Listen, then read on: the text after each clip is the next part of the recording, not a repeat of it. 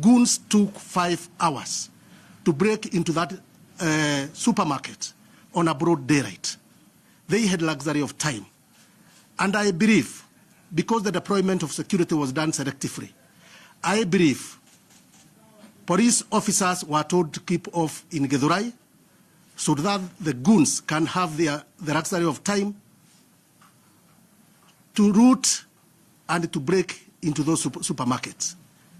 Was regarding Gachagua all over the whole country, where the demonstrations took place. If it is regarding Gachagua who had directed this, then he must be very strong if he has this capacity. He must be very influential. And he even deserves to become the president of this country, if that is the type of influence he has. Thank you.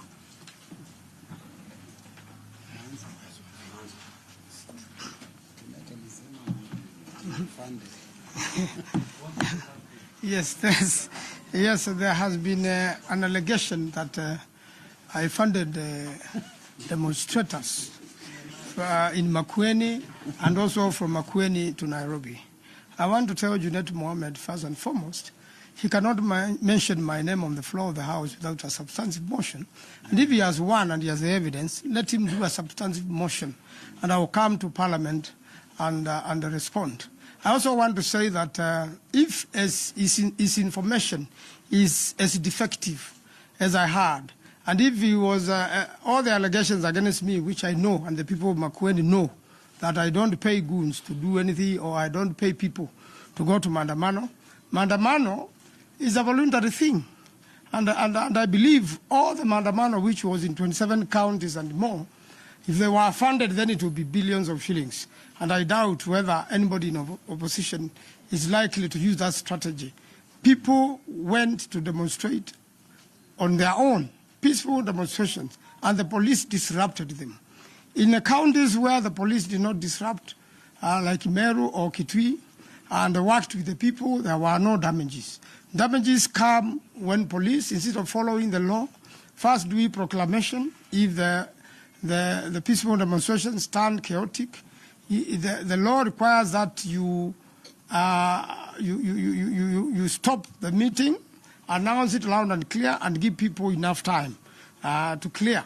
And therefore, if the only way to deal with Mandamano is to begin with, tear gas or gunshots, then the police is really has misled itself, and they're the ones who, of course, all the destruction you have seen. I had information from Matu that Kenyans just bypassed the police station, and an unprovoked officer decided to shoot, and that's when hell broke loose.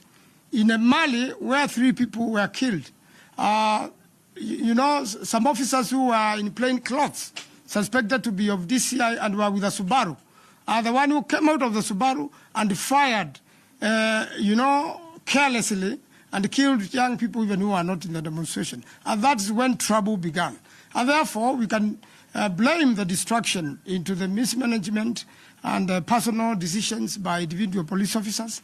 And probably, if Kenyans are allowed to demonstrate peacefully, I am very sure there will be no destruction of any magnitude. So this blame game of blaming so and so is so misplaced. If it is to go by my case, I did not spend a single coin on any demonstrations, whether in Nairobi or in Makueni, and I do not influence people, by money to do things. People do things because they believe in a cause and believe in something. So if the information is as defective as the information about myself, then the government has totally misled Junet Mohammed. The government has, the intelligence and where they get information has totally misled William Ruto and his government. And therefore, that misinformation is a clear indication that they are not in touch with the ground. They have completely isolated themselves from the people. Why people are complaining? People are very annoyed with the 60 deaths, of which the only inquest we have of Rex Masai is an effort to cover up the killer of Rex Masai, who is known very well by Kenyans. And therefore, we are also aware in that Rex Masai case, witnesses have been frustrated. And it is the only case going on. What about the other 60 or so? What about the disappearances? In Makueni, we have 2 people who have disappeared, and we have 2 deaths from the Mlolongo 4 who were found, brutally murdered, and the registration at the city mortuary had been concealed for 30 good days till we went to court, and their bodies were found. So those parents have not gotten any reparation so far. There is no plan or strategy of compensating those who have been hurt, or even dealing with them in one way or another by the government, meaning that the government clearly instructed their abduction and clearly instructed their killing, and that's why they do not want to compensate at all. No one wants to bring any coup into this Kenya. There is no one with that capacity. There is no one with that authority. The Constitution of Kenya cannot be suspended. The Constitution of Kenya talks about removal of a president after 5 years through an election. The only other removal available is by resignation or impeachment by the House. The moment that is not applicable, what Kenyans can do, and that's what they are doing, is to prepare. Let the young people register as Kenyans. Let them have an ID. Let them also register as voters when it comes. Let them vote in 2027, and at the same time protect the vote so that it cannot be stolen. It is the only hope President Ruto and his people have to come back to power. We have heard Ruto himself say he will not hand over power to the opposition. We have heard the bravado and the hard talk from the leaders of majority of the 2 houses, from the interior CS Murkomen, giving an order of shoot to kill. People go to police station to seek protection. When you say now people don't go to police station, anybody going there should be shot dead, then I think that is very misled, and this is why Kenyans have a problem, and that's why Kenyans told Murkomen on his face they are one term. And the Kenyans must really organize themselves this time. Last time, 8 million Kenyans did not vote. We want all registered Kenyans to come out in large numbers and vote this government out.